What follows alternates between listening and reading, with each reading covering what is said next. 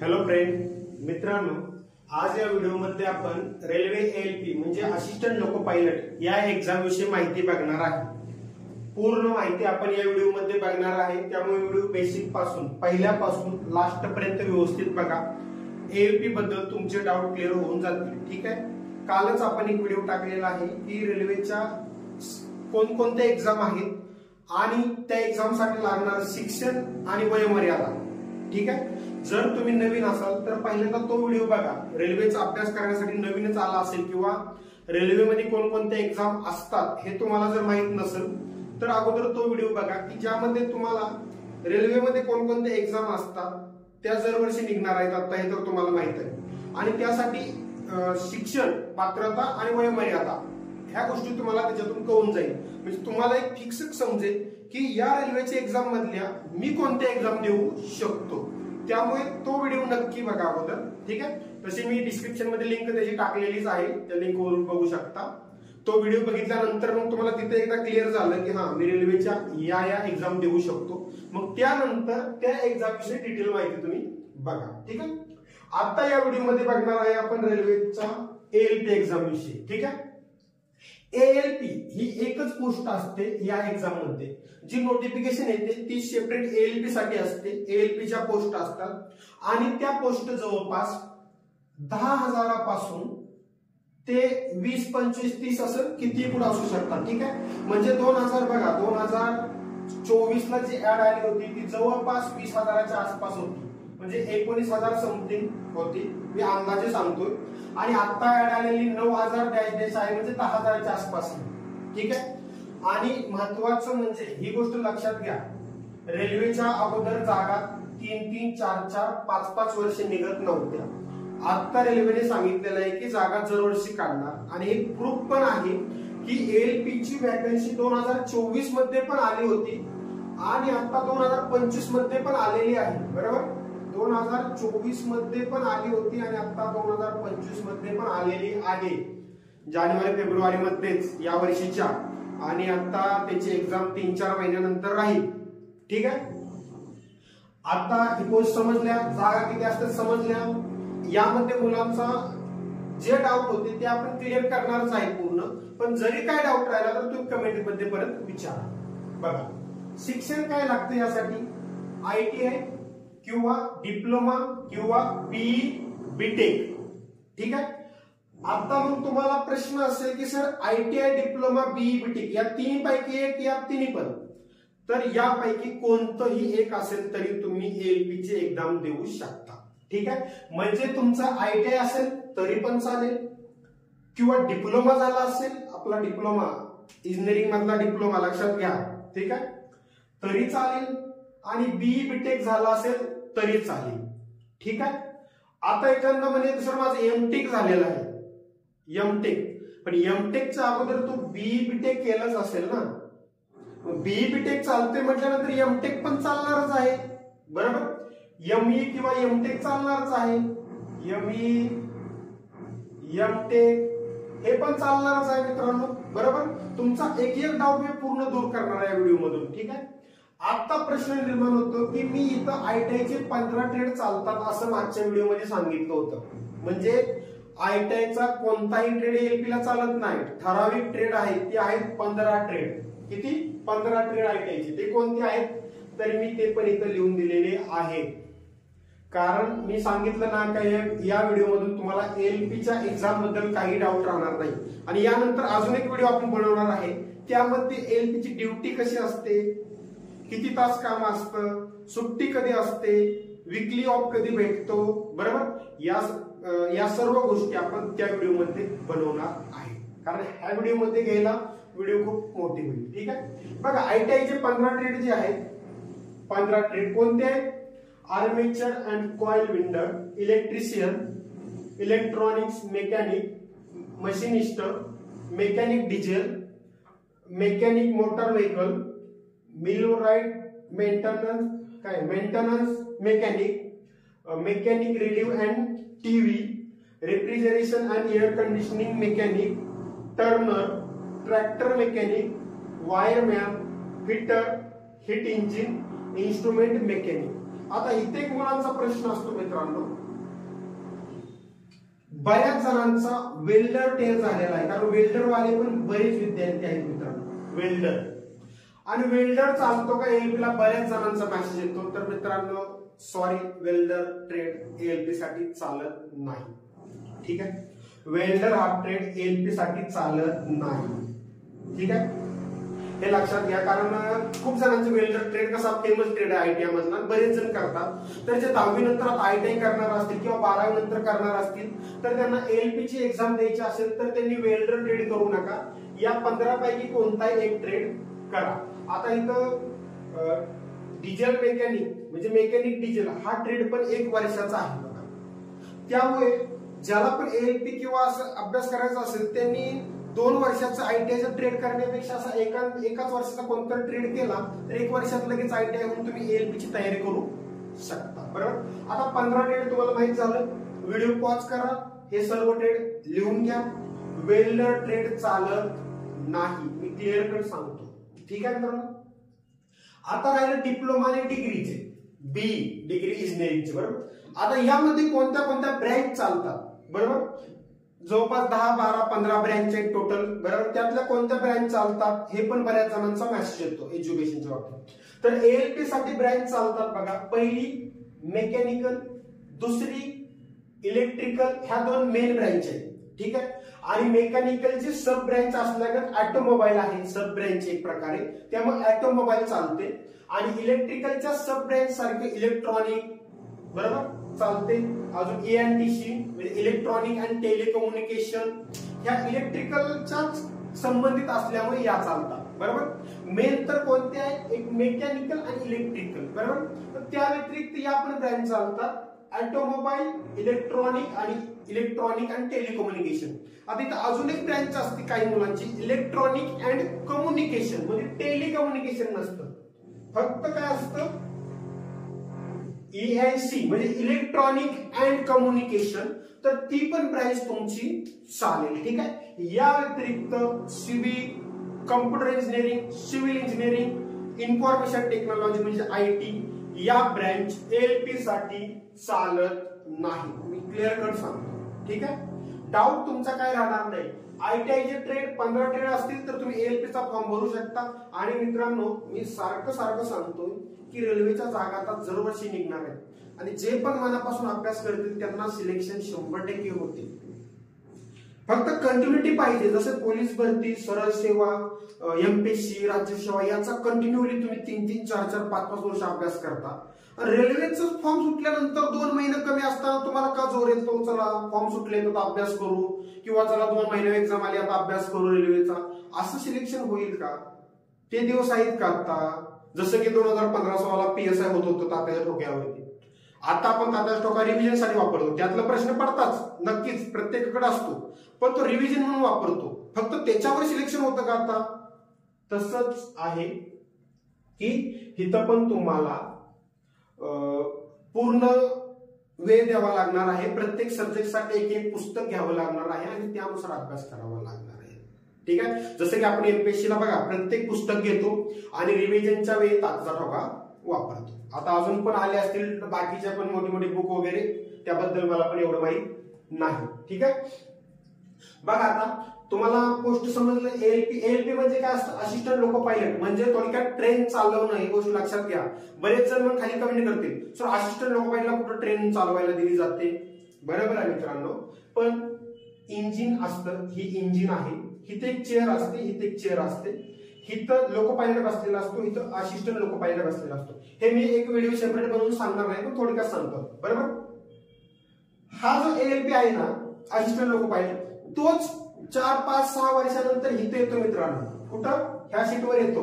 लक्षात घ्या, इथं काय कुठलं प्रमोशन होऊन म्हणजे कुठून दुसऱ्या एक्झाम घेऊन येत नाही. म्हणजे एएलपीच उद्या एलपी होणार असतो, लोको पायलट होणार असतो, हे लक्षात घ्या. त्यामुळे बरेच जण म्हणतात एएलपी होऊन ते लोको पायलट कुठं, एएलपी कुठं. पण लोको पायलट आहे तो एएलपीतनच जातो, दुसरी कोणती एक्झाम नसती की तो डायरेक्ट इथे येऊन बसेल कोण. एएलपीच पहिल्यांदा 4-5 वर्ष झाल्यानंतर त्याचंच प्रमोशन होऊन तो सिनियर एएलपी होतो 2 वर्षात. काय होतं, हा एएलपी आहे ना तो सिनियर एएलपी होतो 2 वर्षांनी, आणि तिथून पुढे 3-4 वर्षात तो एलपीजी होतो म्हणजे एलपी लोको पायलट होतो आणि मग तो इकडून इकडे येतो आणि त्याच्या इथे दुसरा एलपी येतो नवीन वॅकेशन ऍड झालेला. त्यामुळे जे म्हणतात ना एलपी काय गाडी चालवतो का तो उद्या तिथे येणार असतो आणि इथं बसतो म्हणजे त्याचं पण काहीतरी काम असतं. त्याच्याकडे इमर्जन्सी ब्रेक असतो.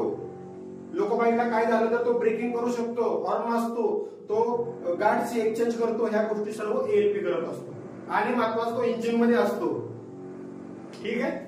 हा बघा आता पोस्ट झालं, शिक्षण झालं, शिक्षण क्लिअर डाऊट झालं. आयटीआयची 15 ट्रेड असतील तर तुम्ही एलपीचा फॉर्म भरू शकता. डिप्लोमा बीई बीटेकचं हे ट्रेड असतील तर तुम्ही फॉर्म भरू शकता. एमई एमटेकचं पण बरोबर. आता एमई एमटेकच्या आधी तुम्ही डिप्लोमा बीई केलेच असेल त्यात हे ट्रेड असतील तर तुम्ही फॉर्म भरू शकता. Clear cut. वयोमर्यादा 18 ते 30. वयोमर्यादा महत्वाची असते कारण बऱ्याच जणांचं वय बसत नाही तर त्यांना वयोमर्यादा महत्वाची असते त्यांच्यासाठी. 18 ते 30 वर्ष ही वयोमर्यादा आहे. म्हणजे 18 पेक्षा जास्त वय आणि 30 पेक्षा कमी वय तुमचं पाहिजे. दुसरी गोष्ट ओबीसी साठी 33 वर्ष. ठीक आहे. कारण तुम्हाला माहित आहे 3 वर्ष एक्स्ट्रा असतात ओबीसी साठी आणि एससी एसटी साठी 35 वर्ष. कारण एससी एसटी ला 5 वर्ष एक्स्ट्रा असतात हे सर्वांना माहित आहे. ठीक आहे. हे वय एवढंच राहणार आहे कंपल्सरी, काय वाढणार कमी जास्त होणार नाही. 18 ते 30 युवा आणि ईडब्ल्यूएस, ओबीसी 33 वर्ष, एससी एसटी 35 वर्ष. ठीक आहे मित्रांनो. आता ईडब्ल्यूएस ला तुम्ही म्हणताल आरक्षण आहे 10%, पण त्यांचं वय युवाचं आणि दोन्हीचं सेमच आहे. ठीक आहे. निगेटिव्ह मार्किंग असते 1/3 म्हणजे 3 प्रश्न चुकल्यास 1 मार्क म्हणजे 1 प्रश्नाचे मार्क किंवा 1 मार्क वजा होतो. ठीक आहे. त्यामुळे एक्झाम देताना पण तुम्हाला जे प्रश्न बरोबर वाटतात येतात त्याची उत्तर लिहायचे, टुक्का मारून यायचं नाही. टुक्का मारला की निगेटिव्ह मार्किंग होते. जसं एमपीएससी ला पण असते 1/3 1/4 बरोबर. तसे इथं पण निगेटिव्ह मार्किंग असते. त्यामुळे इथं पण सोडवताना तुम्हाला विचारपूर्वक सोडवावं लागतं. ठीक आहे. पेमेंट हा महत्वाचा प्रश्न खूप जणांचा असतो. सर एलपी ला पेमेंट किती असतं? कारण ते इंजिन मध्ये असतात, ट्रेन चालवत असतात, त्यामुळे पेमेंट जास्त असते सर्वांना माहित असतं. तर त्यांचं बेसिक खूप कमी असतं मित्रांनो. 19,900 एलपीचं बेसिक असतं. ठीक आहे. 19,900. पण त्यांचं पेमेंट तरीही 50 ते 55,000 जातं. का जातं हे मी डिटेल मध्ये तिची व्हिडिओ सांगणार आहे. एलपीचं काम वगैरे त्यामध्ये हे पेमेंट बी मी डिटेल मध्ये सांगेल. फक्त एक थोडक्यात सांगेल की बेसिक मध्ये परत डीए ऍड होतो, 30-32 हजार पर्यंत जातं. आणि परत किलोमीटर अलाउन्स म्हणून एक असतो एलपी साठी. किलोमीटर अलाउन्स म्हणजे तुम्ही जर ट्रेन घेऊन गेला, लोको पायलट आणि एलपी दोन्हीसाठी असतो. ट्रेन घेऊन गेला, आज तुम्ही ट्रेन घेऊन 200 किलोमीटर गेला तर एका किलोमीटर साठी तुम्हाला ₹4.25 एलपी ला भेटतात एका किलोमीटरला. म्हणजे 200 किलोमीटर किती झालं? ₹700 झालं. म्हणजे तो 200 किलोमीटर जाऊन तो तेवढं पैसे कमवतो. किती? 750 थोडक्यात बरोबर. म्हणून त्याला ते असं जेव्हा महिन्याचं पूर्ण किलोमीटर निघतो तेव्हा त्याचं किलोमीटर 4,000, 5,000, 6,000, 7,000 असं जातं. मग 6,000 पेमेंट किलोमीटर धरलं तुमचं महिन्यात, तुम्ही तेवढी ट्रेन चालवली. 6,000 गुणिले ₹4.25 करा नॉर्मली.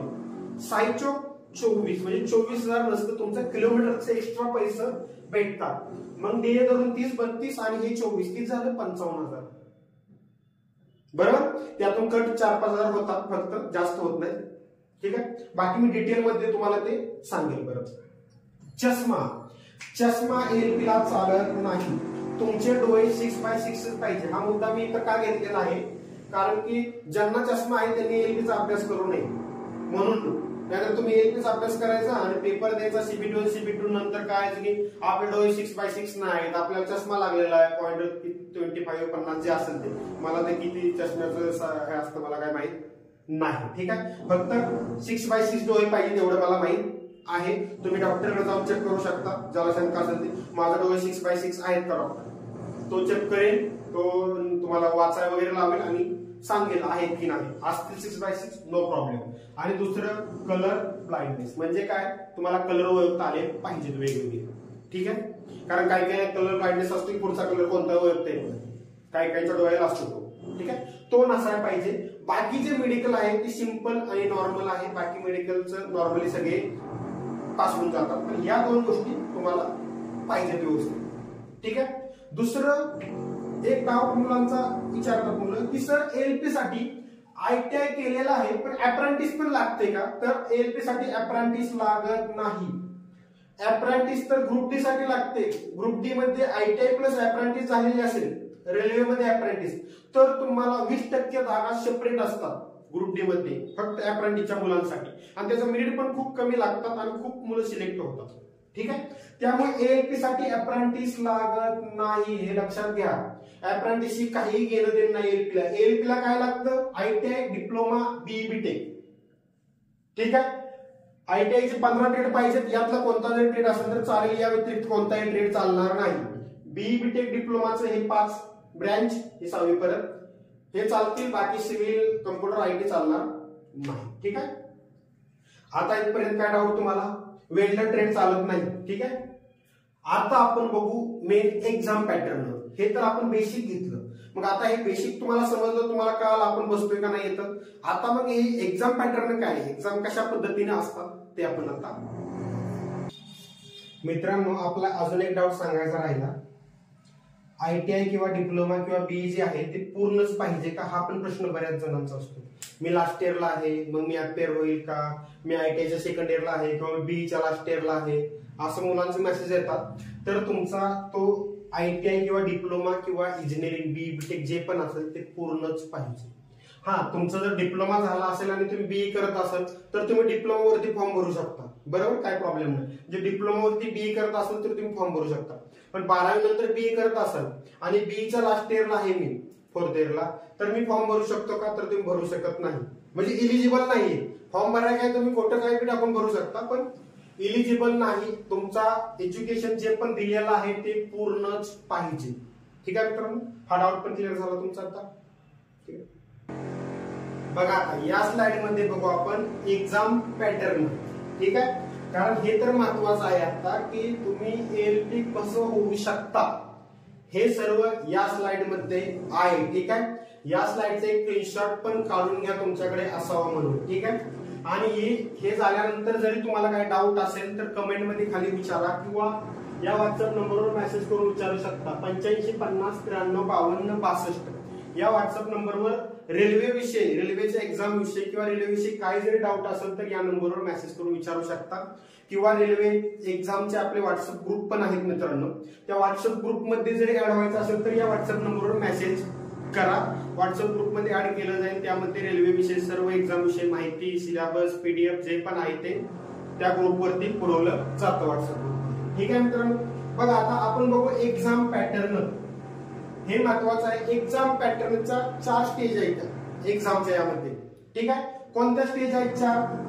पहिली स्टेज आहे सीबीटी 1, दुसरी स्टेज आहे सीबीटी 2, तिसरी स्टेज आहे सीबी80, त्याला सायको टेस्ट देखील म्हणतात. जे अगोदरपासून अभ्यास करत असतील किंवा थोडीफार माहिती घेतली असेल त्यांना माहित असेल सायको टेस्ट म्हणून. आणि चौथा आहे मेडिकल आणि डॉक्युमेंट. आता यामध्ये चौथी जी आहे ही काय नॉर्मली आहे, बरोबर, यासाठी काय तुम्हाला अभ्यास करावा लागत नाही. मग महत्वाच्या स्टेज कोणत्या आहेत?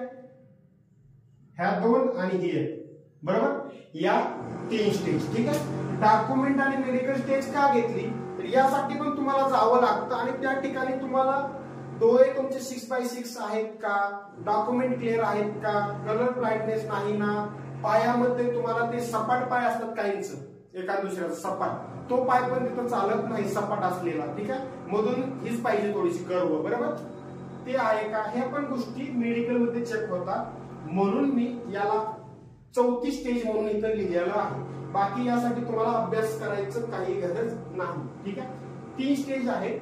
सीबीटी 1 म्हणजे काय, खाली घेतले आपण.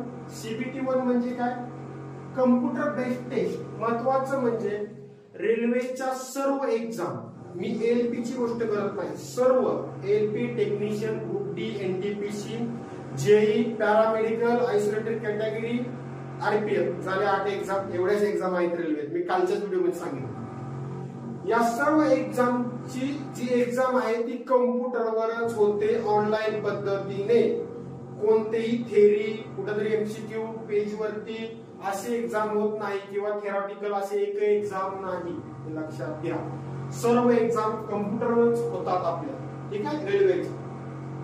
आता बघा, म्हणून त्याला कम्प्युटर बेस्ड टेस्ट म्हटलं जातं. ठीक आहे, सीबीटी कम्प्युटर बेस्ड टेस्ट 1 म्हणजे सीबीटी 1 म्हणजे काय, कशी प्रोसेस असते तुम्हाला मी गोष्ट सांगतो, नीट लक्ष द्या. ऍडव्हर्टाइजमेंट येते म्हणजे नोटिफिकेशन येते. फॉर्म भरण्यासाठी 1 महिन्याचा वेळ असतो. रेल्वेमध्ये कोणत्याही एक्झामचा फॉर्म भरण्यासाठी 1 महिन्याचा वेळ कंपल्सरी दिला जातो. ठीक आहे, 1 महिन्याचा फॉर्म भरण्याचा वेळ असतो. तुम्ही फॉर्म भरता. फॉर्म भरल्यानंतर तुम्हाला 3-4 महिने असेल, 8 महिने असेल, जे पण वेळ असेल, परत म्हणणार सर फॉर्म भरून 8 महिने झाले एक्झाम नाही, तुम्ही म्हणताय 4 महिन्यात तुमची एक्झाम होईल. जे पण डेट असेल ती फॉर्म भरले त्यानंतर तुमची एक्झाम डेट येईल, तेव्हा तुमची पहिल्यांदा होणार सीबीटी 1 म्हणजे कम्प्युटर बेस्ड टेस्ट 1. किती मार्काची ती असणार तुमची? 75 प्रश्न, 75 मार्क, वेळ असणार 1 तास म्हणजे 60 मिनिटे. यामध्ये तुम्हाला काय डाऊट? ही एक्झाम 1 तासाची तुम्ही देऊन येणार. ह्या एक्झामचा आन्सर की येणार. परत आन्सर की आल्यानंतर तुम्ही चेक करणार किती मार्क पडतात. त्यानंतर तुमचा रिझल्ट लागणार. आन्सर की आल्यानंतर तुम्हाला चुकीच्या प्रश्नासाठी तुम्हाला तुम्ही भरू शकता. त्यांची लिंक ओपन होते, त्यामधून कोणते प्रश्न चुकीचे आहेत, बरोबर काय उत्तर हे करू शकता. त्यानंतर रिझल्ट लागणार आणि मग सीबीटी 1 मध्ये तुम्ही पास झाला तर मग तुम्ही सीबीटी 2 देणार, दुसरी स्टेज. बरोबर. आता सीबीटी 1 मध्ये काय काय आहे बघा. 75 प्रश्न, 75 मार्क, पण त्यामध्ये सब्जेक्ट कोणते आणि त्याला मार्क कोणते? गणिताला 20 प्रश्न 20 मार्क, बुद्धिमत्ता 25 प्रश्न 25 मार्क, सामान्य विज्ञान 20 प्रश्न 20 मार्क आणि जीके आणि करंट 10 प्रश्न 10 मार्क. बघा इथं बरेच जण एमपीएससीचा अभ्यास करणारे असतात आणि तिथं जीके आणि करंट किती मार्काला तुम्हाला माहित आहे. प्रत्येक सब्जेक्ट वाईज आहे. इतिहासाला वेगळी मार्क, भूगोलाला वेगळी, राज्यघटना वेगळी, अर्थशास्त्र वेगळं, करंटला वेगळं. बरोबर. इथं एवढं सब्जेक्ट करायची गरज आहे का? कारण तुम्हाला 10 मार्काला फक्त जीके म्हणजे जनरल अवेअरनेस आणि करंट आहे. त्यामध्ये पण 5 ते 6 मार्काला तुम्हाला करंट येतं. राहिले किती मार्क? 4 मार्क. 4 मार्कासाठी तुम्हाला जीके करायची गरज आहे का? म्हणून एएलपीचा अभ्यास करणारा प्रत्येक व्यक्ती हे वरचे 3 सब्जेक्ट परफेक्ट करतो. गणित, बुद्धिमत्ता, सामान्य विज्ञान. कारण हे आहे 65 मार्कला. 75 पैकी 65 मार्कला वरचे 3 सब्जेक्ट आहेत. तेवढे जरी केले आणि करंट थोडंफार बघितलं पाठीमागे पडलेलं तरी तुमची एक्झाम निघते. 35-40 मिनिट लागतं. 40-45च्या वर मिनिट कधी जात नाही. बरोबर. 45 फायनल झालं, जात नाही. त्यामुळे हे जीके, इतिहास, भूगोल हे कधीच वाचत नाही एलपी याचा अभ्यास करणारा विद्यार्थी. का? तर परत सीबीटी 2 ला बघा कुठं दिसतंय तुम्हाला जनरल अवेअरनेस, करंट दिसतंय कुठं? एकही मार्काला नाही. पुढे कुठं आहे का? नाही. म्हणजे फक्त तुम्हाला इथं जीके 5 मार्कासाठी आहे आणि त्यासाठी तुम्ही किती दिवस घालवणार? म्हणून माझा तुम्हाला सरळ सरळ सल्ला असेल, एएलपीचा अभ्यास करत असेल तर 1, 2, 3 सामान्य विज्ञान, गणित, बुद्धिमत्ता हे 3 सब्जेक्ट एवढं परफेक्ट करा की तुमची एएलपी सुटूच शकत नाही. कारण इकडे बघा गणित 25 मार्क, बुद्धिमत्ता 25 मार्क, सीबीटीला परत हे 50 मार्क आहे तुम्हाला गणित, बुद्धिमत्ता. त्यामुळे गणित, बुद्धिमत्ता, विज्ञान आणि इंजिनिअरिंग ड्रॉइंग मध्ये पण विज्ञान 15 मार्काला येतं 50 पैकी. हे लक्षात घ्या. बेसिक विज्ञान लिहिलं येतं म्हणजे बेसिक विज्ञान लिहिले का नाही? आता म्हणून तुम्ही जी जनरल अवेअरनेस आणि करंट करा, शेवटी करा करंट. पण उगाच त्याला रोज 2 तास देऊ नका. एमपीएससीसाठी रोज तास 1.5 तास करंट करत बसायचं अजिबात नका करू. 3 सब्जेक्टच फक्त रोज टाइम टेबल बनवा. गणित 3 तास, बुद्धिमत्ता 3 तास, विज्ञान 3 तास, 9 तास रोज बस. आणि 1 तास काय केलं, काय वाचलं, काय बघण्यासाठी. हे कुणी जे जॉब करत नाही फक्त अभ्यास टॅबलेट लावून करतायत ते. नाहीतर परत म्हणणार 9-10 तास अभ्यास करायला होता सर, तो तुमचा विषय आहे किती तास अभ्यास करायचा. बरोबर. जे जॉब करतायत त्यांनी रोज 1.5 तास, 4.5 तास म्हणजे 5 तासच्या आसपास वेळ द्यायला पाहिजे. ठीक आहे. त्यामुळे एएलपी वाल्याने 3 सब्जेक्ट परफेक्ट करा. सीबीटी 1 पास झाला तुम्ही, 75 मार्काची एक्झाम झाली 1 तासाची, त्यात तुम्ही पास झाला. मग परत सीबीटी 2 ची एक्झाम असणार. आणि महत्वाचं यामध्ये भाषा मी मागच्या वेळी लिहिलं नाही ना, भाषा मराठी आहे मित्रांनो. त्यामुळे ही डाऊट मनातनं काढून टाका. रेल्वेच्या सगळ्या एक्झाम मराठी भाषेत होतात. सर्व एक्झाम मराठी भाषेत होतात. फॉर्म भरतानाच तुम्हाला भाषा सिलेक्ट करण्यासाठी येते. तिथं तुम्ही मराठी सिलेक्ट केलं की Marathi optional English. Optional English म्हणजे इंग्लिश भाषा कंपल्सरी असते, त्याच्यासोबत एक भाषा तुम्हाला चूज करायची असते. मराठी किंवा हिंदी किंवा कन्नड, तेलुगू सगळे असतात. आपल्याला एकतर मुलं काय करतात, एकतर मराठी नाहीतर इंग्लिश, मराठी किंवा हिंदी इंग्लिश तर कंपल्सरीच आहे, त्याच्यासोबत प्रश्न 2 भाषेत असतो, मराठी आणि इंग्लिश. म्हणजे इंग्लिश कंपल्सरी आणि तुम्ही जे चूज कराल ते, तुम्ही मराठी चूज केला तर मराठी आणि इंग्लिश 2 भाषेत प्रश्न तुम्हाला येणार, बरोबर. म्हणजे बघता येईल, मराठीत दिसला तुम्हाला इंग्लिश मध्ये पण बघता येईल. आणि हिंदी चूज केली तर हिंदी आणि इंग्लिश, मराठीचा संबंध नाही. त्यामुळे भाषा फॉर्म भरताना चूज करताना व्यवस्थित चूज करा, ठीक आहे. Part computer base CBT 2. CBT 2 ला 2 पार्ट आहेत, म्हणजे 2 पेपर असतात. एक असतो पार्ट ए, पार्ट बी. जसं आपण मेन्सला जातो बघा, पीएसआय किंवा राज्य सेवेच्या कुठल्या, तर गणित बुद्धिमत्तेचा मराठी आणि इंग्लिशचा एक पेपर सेपरेट असायचा आणि इकडे ह्याचा पेपर एक सेपरेट असायचा, बरोबर. 2 पेपर असायचे मेन्सला. तसंच ही थोडक्यात रेल्वे एएलपी ची मेन्स आहे, ज्यामध्ये पार्ट ए एक आहे, पार्ट बी एक आहे, ठीक आहे. पार्ट ए मध्ये 100 प्रश्न 100 मार्क वेळ 90 मिनिट असतो आणि पार्ट बी ला 75 प्रश्न 75 मार्क वेळ 60 मिनिटे असते. फक्त यामध्ये फरक हा आहे की तुम्ही एकदा आत गेला की पार्ट ए आणि पार्ट बी दोन्ही झाल्याशिवाय तुम्ही बाहेर येत नाही. पहिले 1.5 तास पार्ट ए होणार, लगेच पार्ट ए झाला की पार्ट बी सुरू होणार, पार्ट बी 1 तास होणार, मग तुम्ही बाहेर येणार. तसं बाकीकडे कसं एक एक्झाम झाली की तुम्हाला काहीतरी 1-2 तासाचा वेळ दिला जातो आणि त्यानंतर तुमची दुसरी एक्झाम होती, दुसरा पेपर होतो पहिला. पण रेल्वेत तसं नाही, कोणत्याच एक्झामला. पार्ट ए झाला 1.5 तास की त्याला जोडून 1 तास पार्ट बी असणार आणि टोटल 2.5 तास. हा 1.5 तास, हा 1 तास, 2.5 तासाचा पूर्ण पेपर देऊनच तुम्ही बाहेर येणार, ठीक आहे मित्रांनो. आता बघा पार्ट ए मध्ये काय आहे. गणित 100 मार्क आहे, बरोबर. गणित 25 प्रश्न 25 मार्क, बुद्धिमत्ता 25 प्रश्न 25 मार्क आणि इंजिनिअरिंग बेसिक विज्ञान आणि इंजिनिअरिंग ड्रॉइंग 50 प्रश्न 50 मार्क, ठीक आहे मित्रांनो. आता हे तुम्हाला माहित नसेल हे काय आहे, तर याचं आपलं स्वतःचं पुस्तक आहे मराठीतलं, ते पुस्तक तुम्ही घेऊ शकता. त्या पुस्तकाचा वाटलंच तर मी तुम्हाला इथे फोटो पण दाखवतो, 1 मिनिट.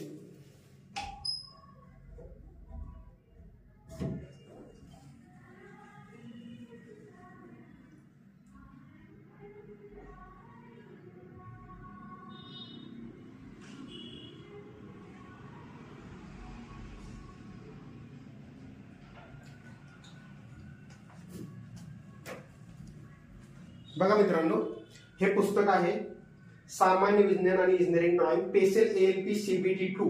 सीबीटी 2 साठी स्पेशल बेसिक विज्ञान आणि इंजिनिअरिंग ड्रॉइंग साठी आपण काढलेलं आहे, स्वतःचं पुस्तक आहे. 50 मार्कला हा सब्जेक्ट आहे. ज्यांना पण एएलपीचा अभ्यास करायचा असेल त्यांनी पहिल्यांदा हे पुस्तक परचेस करा, ठीक आहे. पुस्तकात पूर्ण ह्याचं टॉपिकची नाव आहे, वरती पण टॉपिकची नावं तुम्हाला दिसतच आहेत, ठीक आहे. आणि यासोबतच आपलं दुसरं पुस्तक आलेलं आहे अजून एक, ते आहे विज्ञानचं. तुम्हाला माहितच असेल सर्वांना, रेल्वे सामान्य विज्ञान, जे की इथं 20 मार्कला आहे. प्रिव्हियस इयर क्वेश्चन पेपर, यामध्ये एएलपीच्या प्रश्नपत्रिका पण आहेत पूर्ण. बघा एएलपी सीबीटी 1 डेट नुसार आहेत, बरोबर. एएलपी एएलपी एएलपी टेक्निशियन आहे, ग्रुप डी आहे, एनटीपीसी आहे, सर्वांचं आहे, ठीक आहे. जर तुम्ही घेतलं नसेल मराठीतून पुस्तक आहे, क्वेश्चन पेपरचं प्रिव्हियस इयरच्या क्वेश्चन पेपर आहेत सर्व विज्ञानचं. हे पुस्तक लगेच मागवा, कारण विज्ञान हा सब्जेक्ट तुम्हाला माहिती आहे एएलपी ला 20 मार्कला आहे, टेक्निशियनला 40 मार्कला आहे, ग्रुप डी ला 25 मार्कला आहे विज्ञान, एनटीपीसी आरपीएफ यांनाही विज्ञान 10 ते 15 मार्कला विचारलं जातं. जेईला पण विज्ञान सेपरेट 15 ते 20 मार्कला आहे. त्यामुळे विज्ञानला तेवढंच महत्व आहे, म्हणून मी प्रिव्हियस इयर क्वेश्चन पेपरचं पुस्तक काढलेलं आहे.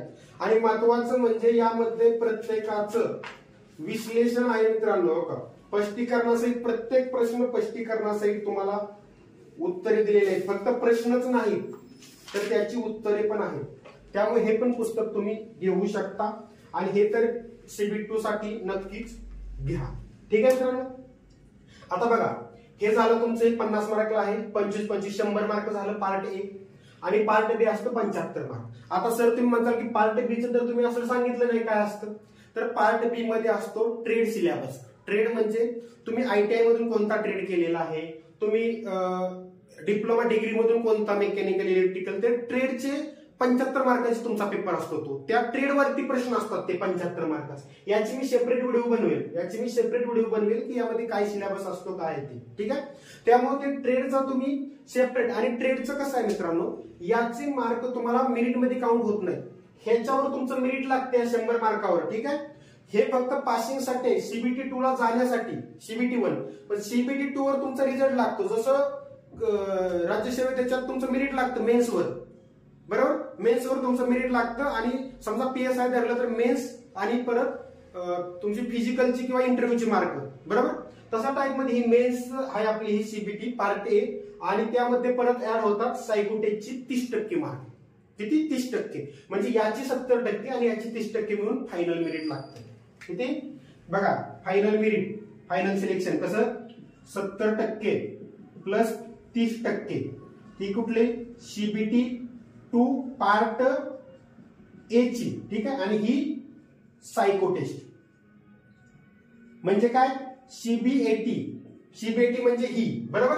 म्हणजे काय? फायनल मेरिट मध्ये याची 70% मार्क आणि याची 30% मार्क मिळून तुमचं फायनल 100%चं मेरिट लागतं, बरोबर. 100% मार्क काउंट केली जातात, ठीक आहे. मला वाटतं यामध्ये तुम्हाला काय डाऊट नसेल राहिला. अजून थोडंसं एक्सप्लेन करतो. पार्ट बी मध्ये 75 प्रश्न, 75 मार्क, वेळ 60 मिनिटे असतो, ठीक आहे. निगेटिव्ह मार्किंग यामध्ये नसते, ठीक आहे, ठीक आहे. त्यामध्ये 35 मार्क पाडावे लागतात, ठीक आहे. आय थिंक निगेटिव्ह मार्किंग असते की नसते मला कन्फर्म नाही अजून. बाकीकडे यात तर निगेटिव्ह मार्किंग आहे, हे मी कन्फर्म करून सांगेल नंतर, ठीक आहे. कन्फ्युज आहे मी थोडासा, कारण परत नसते म्हटलं आणि परत असेल तर, किंवा असते म्हटलं नसेल तर, त्यामुळे नंतर सांगेल, ठीक आहे. शक्यतो असलच, कारण बाकीकडे आहे तर इथं पण असणारच आहे, ठीक आहे. पण यामध्ये 100 पैकी 35% म्हणजे 75 मार्काचा पेपर आहे, तर तुम्हाला यामध्ये मार्क पाडावे लागतात. बघा, 100 पैकी 35 तर 75 पैकी किती? 75 पैकी किती? 75 पैकी बघा 26 पॉईंट काहीतरी मार्क पाडावे लागतात. तुम्ही 27 धरून घ्या, 27 म्हणजे फक्त इथं 75 पैकी तुम्ही 27 मार्क पाडायचे आहेत, कारण हे तुमच्या मेरिट मध्ये काउंट होत नाहीत मार्क, बरोबर. याच्या मेरिटशी काय घेणं देणं नाही. पण इथं जर 27 पेक्षा कमी मार्क पडले तर तुम्ही इथं 100 पैकी 90 जरी मार्क घेतले तर तुम्ही बाहेर जाणार, पार्ट बी फेल झाल्यामुळे बाहेर जाणार.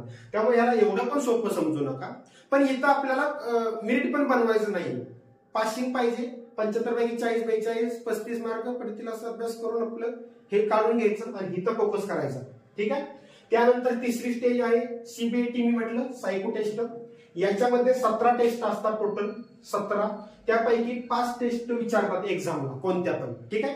याचा पण व्हिडिओ मी युट्यूबवर आपल्या याच युट्यूब चॅनलवर टाकलेला आहे, बघू शकता, अगोदर टाकलेला आहे. बेसिक सायन्स आणि इंजिनिअरिंग ड्रॉइंग याचाही व्हिडिओ आपल्या युट्यूबवर आहे की त्यामध्ये कोणते कोणते टॉपिक आहेत हे सर्वांचा पण व्हिडिओ आपण आपल्या युट्यूबवर ह्याच टाकलेला आहे, तो पण बघून घ्या. नसेल सर्च होत तर मेसेज करा या व्हॉट्सअप नंबरवर, तो तुम्हाला पाठवला जाईल तो व्हिडिओ, ठीक आहे. व्हॉट्सअप ग्रुपमध्ये पण ऍड होण्यासाठी मेसेज करा, ठीक आहे. याचा पण व्हिडिओ टाकलेला आहे, हे पण तुम्हाला त्यामध्ये कळून जाईल. याचा पण व्हिडिओ टाकलेला आहे, याचा फक्त व्हिडिओ बनवून मी टाकतो. त्या टेस्ट कशा असतात, टेस्ट कोणत्या कोणत्या असतात, कशा घ्यायच्या असतात कम्प्युटरवर, हे पण मी सांगितलेलं आहे व्हिडिओमध्ये, ठीक आहे मित्रांनो. आणि त्यानंतर मेडिकल डॉक्युमेंट होतं आणि तुमचं फायनल सिलेक्शन होतं. अशी पूर्ण प्रोसेस ALP ची आहे. काय डाऊट तुम्हाला यामध्ये? डाऊट असेल तर कमेंट करून विचारा, आणि डाऊट नसेल, व्यवस्थित समजलं असेल तरी कमेंट करून नक्की सांगा की सर तुम्हाला समजलं, नाही समजलं, फास्ट बोलतोय, स्लो बोलतोय, जे पण डाऊट असेल किंवा अजून कुठल्या व्हिडिओ बनवा वाटत असेल तरी कमेंट करून खाली विचारा मित्रांनो, ठीक आहे. हा झाला आपला ALP चा टोटल. शैक्षणिक पात्रता, वयोमर्यादा, पोस्ट काय असते, एक्झाम पॅटर्न पूर्ण, सिलेक्शन कसं होतं फायनल, बरोबर. बुकचं पण मी सांगितलं मित्रांनो, ही 2 बुक आहेत आपली. आणि आता आपलं गणिताचं आणि बुद्धिमत्तेचं सेम बुक येत आहे असंच. गणिताचं प्रिव्हियस इयर क्वेश्चन पेपरचं, बुद्धिमत्तेचं प्रिव्हियस इयर क्वेश्चन पेपरचं. आणि हा ALPचं आता जी 2025 ला जी 15 क्वेश्चन पेपर झाल्या, नोव्हेंबर 2025 ला एक्झाम झाली बघा, 5 दिवस चालली होती. 15 क्वेश्चन पेपर ALPच्या CBT 1च्या, त्या 15च्या 15 क्वेश्चन पेपरचं पुस्तक आपलं येणाऱ्या 10 दिवसात येत आहे, ठीक आहे. त्याच्यासाठी पण या मेसेज व्हॉट्सअपवर मेसेज करा, तुम्हाला त्याच्याविषयी अपडेट दिली जाईल विथ स्पष्टीकरण. मित्रांनो, आपलं कोणते पुस्तक विथ स्पष्टीकरणच आहे, ठीक आहे मित्रांनो. काय डाऊट असेल तर कमेंट करून विचारा. नेक्स्ट व्हिडिओ मध्ये आपण दुसरी एक्झाम टार्गेट करू, NTPC, ग्रुप D, टेक्निशियन, जी RPF, जे पण एक दुसरी, ठीक आहे, त्याचपैकी एक टार्गेट करू. त्याची अशीच व्हिडिओ एक बनवली जाईल. Thank you friend.